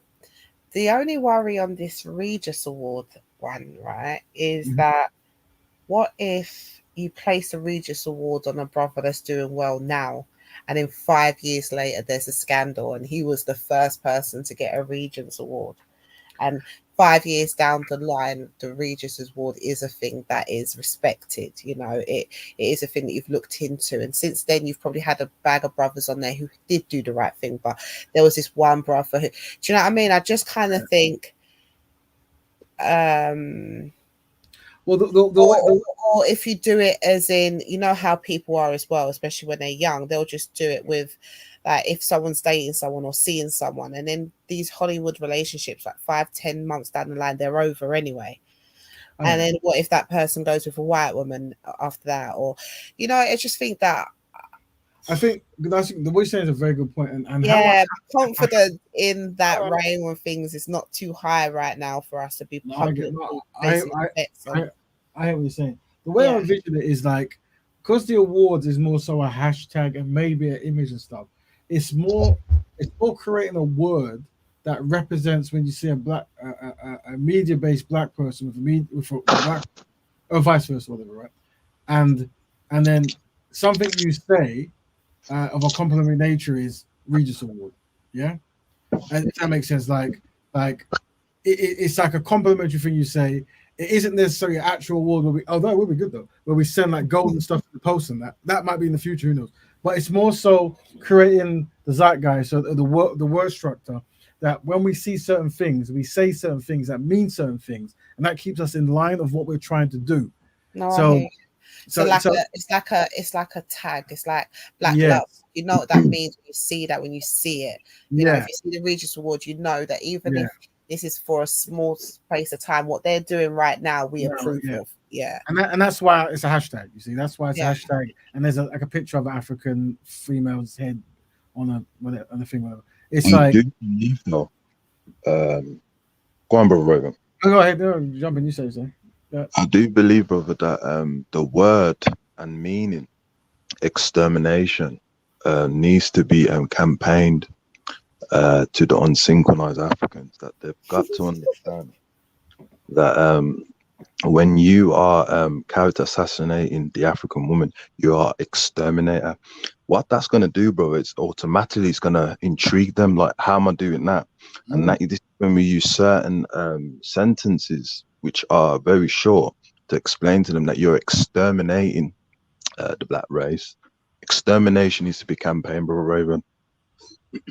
That was actually my other point that I was going to add to that, actually, that I do believe that not only is it about highlighting the good, but I do think a firm, hard hand on those, like what he did there at this time right now, he should just been getting battered. It's not this slight little, oh, you know, there's an uproar, and, you know, it just feels very soft. It feels very woman-led. It feels very, oh, that was a hurt to the black woman. There's not a hard punchline that it needs to be a hard hitting thing, or we'll just continue seeing this. And then I think at this point now, it's more of, you know, people just take a mental note of who did it, the type of person they are, but they know they're going to get away with it. They know they're going to get away with it. They do the tactic of the statement, the apology statement, you know, and it's just the same old thing done. So I do kind of think the only way that that is going to get eradicated is with something like that, where I do believe that it needs a stern hand. It needs to be publicly shamed. It needs to be embarrassed. So the next person who thinks that this is an easy concept to make money, or this is easy to just say to another person who happens to be white about a black woman, and you're black or you have black heritage in you, it's just not acceptable. Like, the reason why these things are happening is because it's just that it's just so like, there's just no, what happens to you if you do that, you publicly as well, even if you've got black in you. Like, or even if you're full, like if you've got two black parents, there's just nothing, you know, that, like, even how it looks to us as level-minded people, that you understand you're literally disrespecting your whole family, that still doesn't seem to correlate to them. They'll still do this publicly. So I do think yeah. Go on, sis. Go. No, I just agree that I think a hard hand needs to be had, or nobody is believing it anymore. You know, no one believes that this is unacceptable unless, you know, you do have a hard hand doing that. And I think to to give a little grace, like, to black men out there, if the only way that these things happen and then the response is a very woman-led response, as in, okay, you've been highlighted and we hashtag it around and people talk about it and then they talk about cancel, that's a very maybe it's gone that direction because it's very much women-led. But if it's that kind of man-led, maybe it would be the kind of vein that Brother Kel's talking about, like the whole wording of it, everything about it is already more tougher than what they're currently getting now, if that makes sense. So I And just, the reason why I said that for as well is that when you understand the non-African people, because their community has done everything in their power, psychologically, mentally, emotionally, to prevent them from having dopamines for African people, is that they have a tactic where, whether it be a joke, a comment, to remove your humanity, to keep you as a joke or some form of entertainment or some form of a monster or some form of hideous type of creature. That as long as you're in this limelight, then I can always feel comfortable, because you as a human being, your thought process naturally outdoes mine. So I have to subjugate and reduce you by making you as a joke. That's exterminating. So if we translate that to our youth and say that when you keep saying these things about the African or the African man, you are using the tactics of exterminating their being. So in other words, you're an exterminator, exterminating the race. That's why it needs to be extermination that needs to be promoted. yeah, I definitely think a hard hand needs to be had equally. I agree. Well, Definitely praise the good things, because that's another thing that we don't do enough of. Like, people need to see that there is examples of a healthy, productive black love. So that's why that is very needed. But equally, I'd literally say equally, like on the same equal balancing weighing scales, as soon as you see something like that, it needs to be shut down hard. Like, until that happens, it will just continue to happen. Yeah, I think what you said is very true in the sense of perception of how men react to things is important. We had this discussion 2 weeks ago on Speaker's Corner, and it was like visually seeing men correct other men who are, do these damaging stuff, whatever. Yeah. Very very good for the optics. And it's Yeah, something that we have to. yeah. I think men would be surprised to know that. I've been I've been watching that, but because I've really been getting into it, I want to watch it when I don't have any disturbance, which is hard for me. So, but so far, what I've been watching on that, that's been really good, and I hope that you have more of those with the brothers. Shakara was a great asset to that as well with you, and yeah, it was, for what I've seen so far, it was good to see. But I've sorry. No, Shaka, him and his father, especially his father, very prolific. Yeah.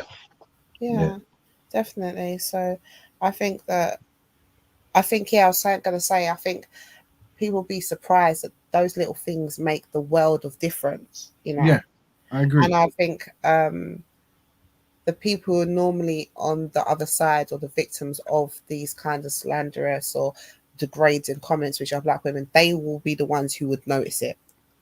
Right? They notice it because it's a different dynamic. So because when something is so used to being uniform and same old and you could predict it, as soon as you see something slightly different, they notice it. And women are creatures like that anyway. We pay attention to detail anyway, right? So I just think that, yeah, I think that it's a good thing that you're doing. You're raising up with the brothers and stuff, and I think that a lot of little things that make a difference that people don't really notice is going to start shining a light, which is great. Yeah, It'll cause more conversation, deeper conversations, different conversations. So. Yeah, these are the things I want, because normally when I first went to Speaker's Corner, I think religion, miscegenation, and homosexuality were three things I put on the back burner because I knew they would take the most energy and hard to control. But I think the black love concept is important, and also black women feeling protected, this kind of stuff, right? And the optics of it. One thing I was going to say as well is how we can present stuff to the families. Like whenever you get those individuals who put non-black women on the pedestal and undermine black women, they will tend to try to change the conversation down to man versus woman, or black man versus woman, or man versus black woman, or however they want to do it, right? What we have to highlight, and what I recommend, is saying that actually what it is you're actually you're failing to build anything, and what you're doing is you're looking towards white men for what they have built. As in, I think I mentioned at the show, as in like it is white men who are marketing white women as this like prize and this beautiful thing to achieve this kind of stuff, right? And you as a black man, it's your job to counter that with, well, actually, no, from our community, we have beautiful women, intelligent women, this kind of women, and we promote, protect, and provide for these women. But what you're doing is rather than do that for your own kind of community, you're jumping to another community, hoping to be accepted or something like that. And highlighted. Yeah. What makes you think that any person will highlight another person's child over their own first? Once we realize that, then we will realize that it's time to just, the grass is greener where you water it. Yeah. Start highlighting your own child. Stop waiting for them to highlight you over their own. They're not going to highlight another woman more than they highlight their own. But I think that black women are in a unique position that they're fully aware of that, because the marketing of them has either been non-existent or really bad, or they've been eradicated. Yeah. So they're fully aware that we ain't going to get any representation out there. We haven't. What I do believe, though, as well, it's just a question, Brother Raven.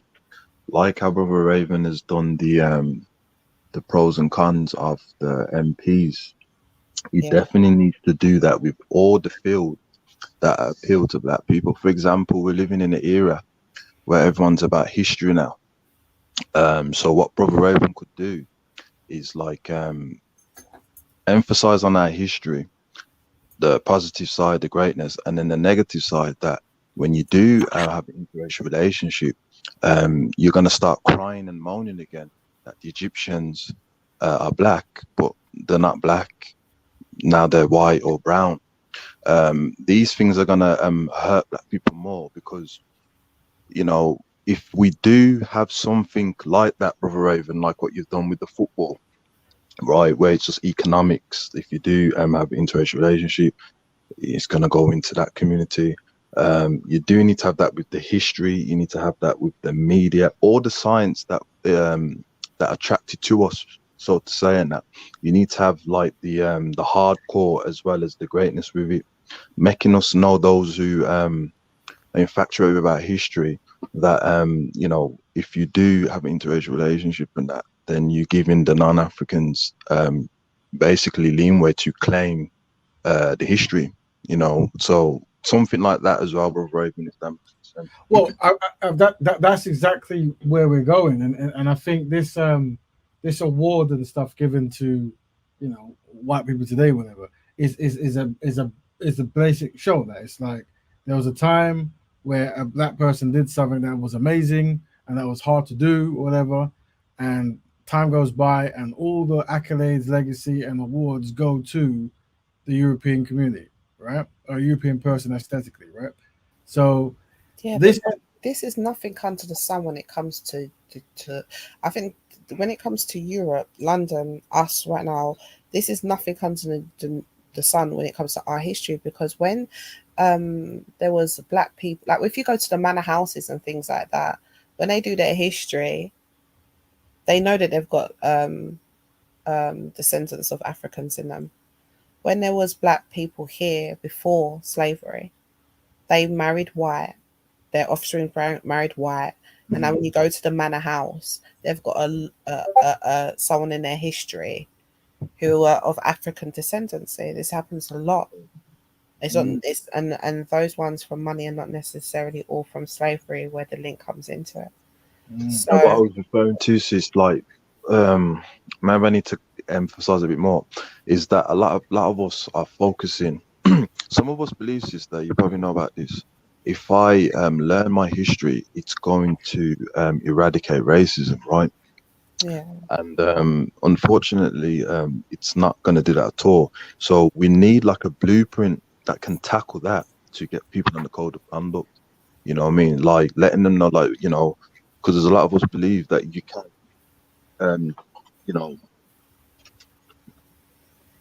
Nope. I think you muted yourself, bro. Or you might have had a phone call. Yeah, might have You're mute if you can hear us, brother Carl. I think we're getting there in the sense of how to use language to trigger certain kind of thought processes. Yeah, absolutely. I was gonna say, I've not watched it, but I've seen some things come up on my feed, and there's a thing called Love Island. It's on Love Island. Right. And you've probably done something stories behind it, but it's just basically all you heard about. It's just a bunch of young kids going to, I don't know, somewhere in Spain or whatever. And I think we might have done that in regards to the black issues that some of the black girls have faced about getting picked by black men. I think we did it like earlier. Yeah. So the new season has surfaced now. And like I said, I've not clicked into it or looked into it yet, but I've noticed that there was this theme about, I think, for the first time, the viewers could pick who the other person goes to. I'm getting someone with this. The viewers could pick who the couples could be with, and I think the viewers picked a black couple. So they picked a black man with a black woman, and clearly one of them weren't too happy. So then it was again about right. So I think, like, you know me, this is where I get into it. Like, this is fascinating, right? Because obviously there's a need to see a black man with a black woman. I would probably put my money on a lot of those people voting were black, right? For that two couple, for those links to happen, because they could have linked them up with anyone. Yeah. But then they got what they wanted because they're together, but then one's not happy. Right. So now you've got the optics of, you've got the black people together, and then what happens? One of them don't want to be with the other black person. So the optics is like, oh, are we forcing black love? Because I know you're on this black love campaign. So I was just thinking, you know, yeah, I just find that very interesting. So just for that kind of optics and analysts, it would just be good for you to maybe keep an eye on it, even if you don't have to read it, maybe just watch it. You could just maybe read up on what's happened or whatever, but just to see that, because it just goes to show that there is a need to see that there's this great need where when they could have lined them up with anyone, and what our natural disposition is to see is probably with a black man with a white woman anyway, right? So they could have easily done that, and that would have been just normal to them, but there was this big push to put them together, and then when they finally got together, obviously the optics are not good. And obviously you can't just be like, okay, there's a black man, there's a black girl, they need to get together, right? There's going to be other factors that make them compatible, but yeah, it was just, I just find that interesting while I was waiting on Brother Carl. In truth, Sister Christian, this is going to be controversial, what I'm about to say. In truth, black people have to be forced into exactly the reason why that is, and we've done a show about this before. There's two ways that we can tackle this psychologically. The first thing in that, right, unless the black man understands female psychology and that, right, he's going to have to treat his marriage, right, as a business, you know. And we believe, and I was speaking about this the other day, that Pan-Africanism, Black Betterment, it needs to be looked at as a business of whatever field you're in, whether it's black love, whatever, keeping black people in charge in all things. You have to look at it as a business, because if we don't look at it from that way, feelings and emotion comes in, and what happens is the goal gets removed, and then we're going into places which is going against the best interests of ourselves. The Europeans don't think that way. You know, the man could have like a very hideous type of look, the woman could have a hideous type of look, but they want to keep the generation up. They're forced by, we want to keep white in power. So we as African people need to be forced into it. I agree. I think that's a business. I agree. The thing is, I'm this very be disturbing. A great case study for this. This might have to be next week's topic, to be honest, because I think it's actually the woman that wasn't interested in the man as well, which kind of holds true. right? Because I bet, number one, if you heard that story, you automatically would have thought it was the man, right? And like I said, I've not looked into it, but what I've seen of, I think it was the black woman who was unsatisfied. And you know, this comes down to, you know, is it feelings? What is love? Like, what is the kind of love? I think that's a deep thing to start talking about. Like, what kind of love are we promoting? Because you're just saying about black love. I think we need to be clear with what love is, because if you go by what Brother Cal was saying, is it the feelings that she was feeling, like, oh, you know, we're not compatible, or, you know, maybe he blows his nose too loud, or did he give her this and put her off? And, you know, are these immature things and not what real love you look for in real love, you know? Or should she have just been quiet and been like, well, he's got 2 legs, 2 arms, 2 eyes, you know, he can articulate himself, let me give him a chance, you know? I don't know. I mean, do you understand where I'm going with this? So I think it's a good case study to really delve into the mindset. I mean, I think we need to give grace, they're young. So I don't want to like start putting this as all women, or this is how they all think and all of that. No, but I mean, I'm looking at some of these comments and, like, you know, this is a European person that say Love Island is so far giving me segregation vibes. So this is what I'm saying. If a black person, it goes for a black person, that's segregation vibes, right? Typical of the public to put black people together. Do better, guys. So the public have chosen this, right? And I suspect it could be black people certainly want to see. So now, black is that a love white person who said that? Sorry to interrupt you, bro. Well, Typical of the public. Is that a white person in a thing? This is Jen. Let's see. That's very interesting. Typical of the public to put 2 black people together. This is a white woman who's 21 years old. So far, it's white people making a comment. This AJ looks like a black guy. If the Black Lives Matter, so he's got Black Lives Matter t-shirt. Also, of course, these lack of chemistry between the black couples. They know they were lumped together based on race, and mostly like have no chance with any other white islanders. There's such an obvious divide. I think what he's saying is the white woman go for him. I think that should be something you focus on. That's a good thing. If you're in with black people, I guess. As soon as she said public will be matching up the couples, I just knew the black people would all be put together. What is the white people? Why did the people think? Yeah, that's what I was thinking. They don't like the sight of it at all, do they? Well, this is a black woman here, but it's called Love Island, Island Love is her name. But she says, I knew the black people will be coupled together. The public is so predictable. So I mean, I don't know. I think this is an issue, yeah, where black people come together. See, this is what I'm saying. There has to be a marketed, dedicated attack on the concept of black love. Because this should be normal, yeah. I can assure you, if they did like a Asian one, and they would just I'm saying. No one would blink an eye. Even if there was like one Asian man and one Asian woman and they got together, no one would blink an eye. It would seem like obvious. It'd seem acceptable. It'd seem natural.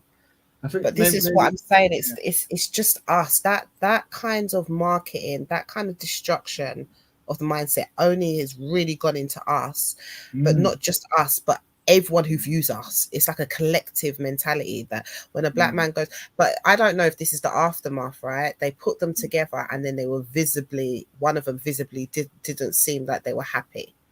What would the outcome have been, right? If they were both on code, like what you and Kat were saying, and then they looked happy, what would the comments be then? You know? So it's a lot of pressure when you're talking about black love in a Western audience on the national TV. And the reason why this is important is because this will infiltrate people. This is, even if you don't watch this, will come up on your feeds. This will be on the blogs. People will be talking about it. So yeah, we already made it clear already. Go on, brother. No, I was gonna say the way we communicate and talk about stuff is we have to always kind of like not rebrand, but control the narrative and rebrand the direction. So what they're saying is if their arguments are like, you know, it's so predictable, black people put together, whatever. We have to start pulling for certain kind of angles and saying things like, we believe if black boys don't see constructive black families and vice versa, then they're going to have negative views of their parents and their sisters and stuff, and they're going to have self-hatred, and this will manifest in the high percentage of people of Caribbean, African descent, whatever, marrying non-black women. And then we go like the solution to this is seeing constructive black people whenever we can together. Like this is a solution to the low self-esteem that black people have. We have to repackage like this kind of way of speaking cannot work. Or just questioning that why seeing a black couple together is giving you automatically segregation vibes. Because when you see the countless of other series that they've had, and they are notoriously famous for, even if you don't watch the thing, even I know that they're notoriously famous of not the black men not choosing the black women, or the black women just getting left and not getting picked by anyone. This is a constant. There's no problem then. I don't think they would complain then. But as soon, and even if they're interracial dating, it's not a problem. But as soon as a black man with a black woman, it's like segregation. There's a problem here.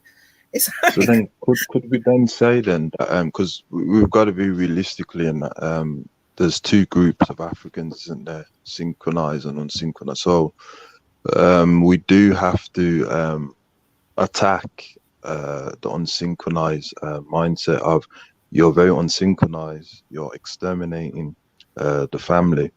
So, you know what I mean? Yeah, no, I can't disagree. I think when I talk, I do try to word things in a way where I try to go, how does this behavior collectively benefit black people? So when I put in a question, I wait for the answer, and I've never really got an answer at all. And that's the thing. It's like I think repackaging how we say yeah, things but I and think when it comes to disrespecting women, black women, it needs to be more of a oh yeah, language. Like when you talk about, like when you do the one of like when you're saying that it's like blatant victim mentality, and you break down why you would do that and how that comes across. Like it needs to be a very firm hand when it comes to disrespect. Well, I think when it comes to them choosing who they choose, I understand the diplomatic route about doing it that way. But when it comes to just outblown, like saying that, you know, black women look like a drug bar, not like black women just minding their business, and every 2 weeks you just have to hear something like this. No other women of races are dealing with this. And this is why I'm constantly saying that black women can't be lumped with any other group of women. I'm trying to Their experience is highlight. unique. I'm trying when I showed the Liam Nielsen thing, I was trying to highlight that one of his friends, a white woman, was attacked or raped by a black man, Yeah. and he for a week wanted to attack every single black man that existed. So what I'm saying is, how I would try to translate is, you see how the white man um, reacts when a white woman is harmed, isn't it? It's like Yeah. the instinct.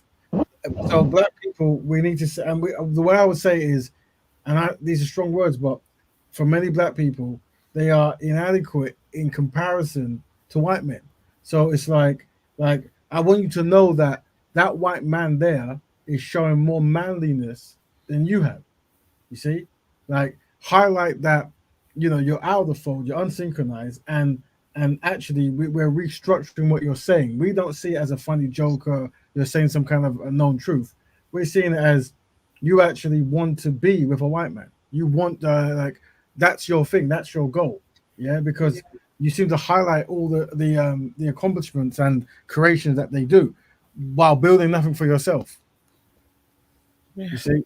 Yeah, that's harsh. Yeah, that's what I'm talking about. And I think, sorry, to interrupt you, Brother Cal, just one more part. I think from what the point that I've been watching up to with the Speaker's Corner with you and Brother Shakara, even when you're both talking, you know, I look around of who you're talking to, because you can't control who comes into that walks around, right? So it's like you are always in the flow of something, and then it's always then when people want to come in and join, and that's fine. And you know, they're black brothers and wanting to welcome in. But I was very interested on the premises they came in on, and then how you and Brother Shakara had to just tactically break it down, you know, like you just, maybe you might have let it go to get to the end of the sentence that he was saying, but then 4 sentences later he's saying the same thing again, and he's saying the same thing again, and you're like, brother, well actually, and then you have to, you know what I mean? So I do understand what you mean by that, and I think it's good to see that the optics is good, because sometimes it can be frustrating because it's typical. You can predict what certain people are going to say, but then what's refreshing is that actually getting shut down, you know. So yeah, it's definitely good to see that. And like you said with the Liam Nielsen thing, even when you said it the first time, that was one of the other things I wanted to say, that you're right. You know, he said that proudly, and I don't know if he'd necessarily say that the way he did it with a little bravado. There was a lot of like masculinity he was trying to chuck around there. He knew that it was an interview. He knew that that'd get broadcasted. You know, it was effectively saying that he wanted to do murder. You know, that any black man could have got it for a week. You know, come on. When can you ever do that and not even be questioned this time around in this kind of day and age? You know, Will Smith is banned for 10 years for slapping someone because they spoke about his wife. You know, like, you have to really, and I'm not saying that that's warranted or not, I'm just saying that typically you have to watch how you perceive yourself in the public. To turn around and say that you're actively looking to do a murder and any black man could have got it for a week and not feel any repercussion, and then of course have John Barnes come and back you up as good measure. It's just, I get what you mean. So yeah, it definitely. The connection of all this, you know, the whole John Barnes, who he marries, jumping on TV to defend an attempted black murder or whatever it is, right? It's when you know, so that's essentially what John Barnes was. He was defended the attempted murder of black people. Literally, that's how we should be saying it. John Barnes, you are defending the person who attempted to murder black people. Because that's how they speak about us. So we need to use their language right back at them. Yeah, so but the thing that's exactly what he was doing for a whole week. He was looking to commit a murder. To murder innocent black men. Exactly. Innocent black men for a week. Yeah, he wanted to bludgeon them to death for a week. And John Barnes, who's on his second white wife, wanted to jump in and defend this action. And we're saying, what kind of lifestyle you live in, John Barnes? This makes sense. You see? And we're using the perception of, you know, you've married 2 white women. Is there an issue with being black? Is there an issue with creating black? Is there an issue with defending black? Like, has something happened to you, John Barnes? Because when we look at some of these documentaries about in Ireland, Wales, this kind of stuff, where these people are bombarded with hate, you understand that, like brother say, Stockholm syndrome and this kind of stuff, it can really take over. And I'm saying that even now, when we look at Love Island, and a black man with a black woman, as you're saying, there's hoo-ha, there's hullabaloo. So we have to be aware that there has to be an attack on black love, an attack on black people, and we need to really talk with that kind of dedication and have an agenda. And the agenda is black love, black economics, and black Burma. They can be like, I think it's very evident now, and I think the ignorance of people outside doesn't matter anymore. Like, and I think, you know, how shutting people down correctly is a very good thing of where we should be going. But one more thing on this, so your brothers. So, what would be the conclusion? Because, like the brother said, there's 2 sets of black people. We know that, right? So, I almost think, you know, the revolutionary brother and the revolutionary sister won't find themselves dead on this show. That's right. So, that's right. So, are you really going to see a demonstration of black love on the mainstream media? No, but what we can say is, for example, when people go buy shoes, they end up buying Nike, right? Do they really like Nike, or is it because of great marketing, great branding, and it was limited, right? I think we have to have a starting point where we want to literally create the narrative where, regardless if people are black bearers, black Betterment, Pan Africans, whatever it might be, they are guided towards doing the right thing for black people. All right, we control the narrative in the scene, so it's automatic, right? And also, it's not alienated to us. Yeah, like, it's almost becoming like a weird concept that a black man and a black woman's together. We're talking about segregation because there's one black couple. There's a couple that decide to get together. And also this is the whole thing that the public pushed on there. You know, I mean, it'd be interesting to see the data of who did it. But normally, and obviously we have to be merciful to brothers and sisters and stuff. But normally, I try to keep things quite constructive and stuff. But you know, but as you know, like even now, like there's a brother in the forum. I know ignoring him is definitely on-code behavior. But what I'm saying is, there are some people that have been programmed to be unsynchronized with any form of betterment and to be very well identified. And I think we have to have kind of ways and of kind of dismissing them. And I thought maybe one way is to tell people, like if the way we talk really challenges them, they should really lay down. But I mean, maybe do it in a more jokey way like this. I'm about to go lay down. Yeah, yeah. Go lay down. Go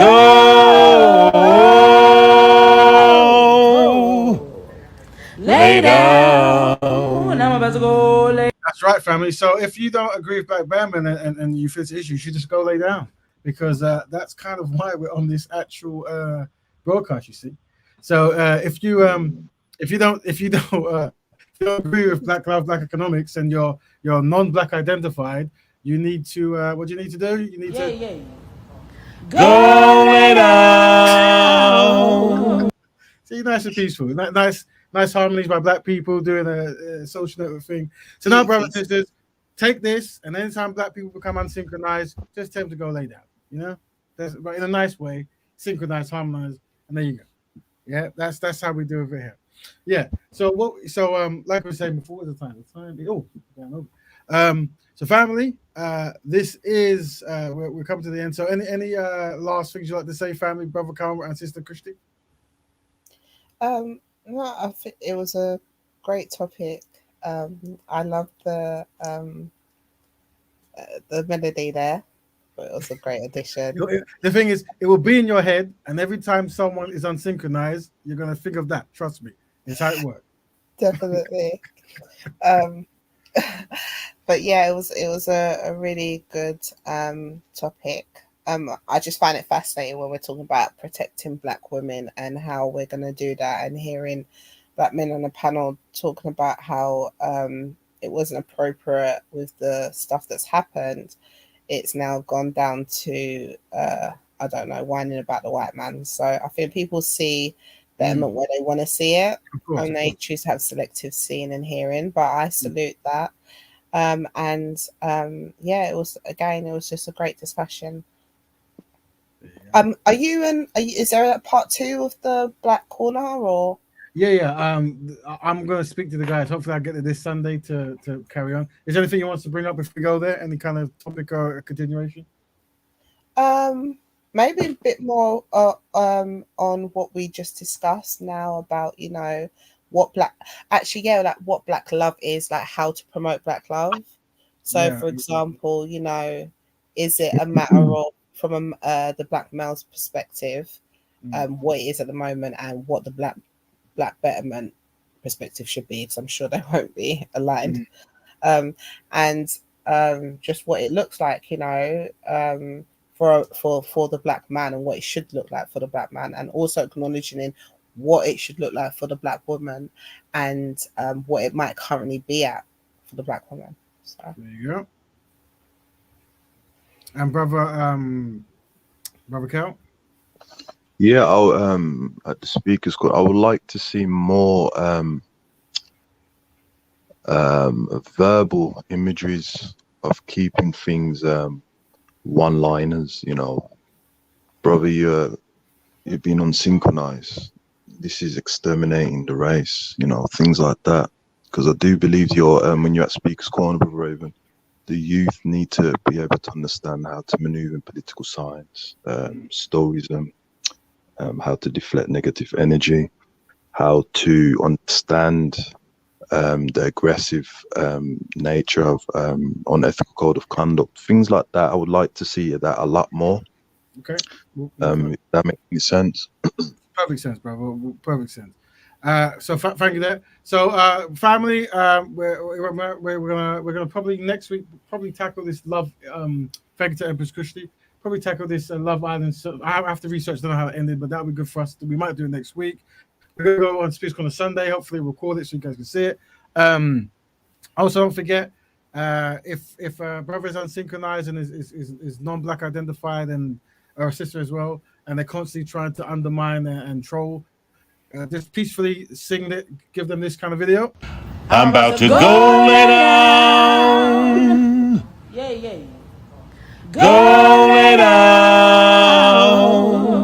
One more time.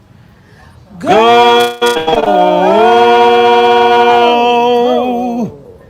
Lay down. I'm about to go lay down. Right, yeah. So find that video and just hashtag people in there when they're unsynchronized, and it's time to go lay down. There you go. That'll be stuck in your head, and you'll remember. And this is how social media works and algorithms work. So that is now connected to people who's unsynchronized. Time to go lay down in a nice way.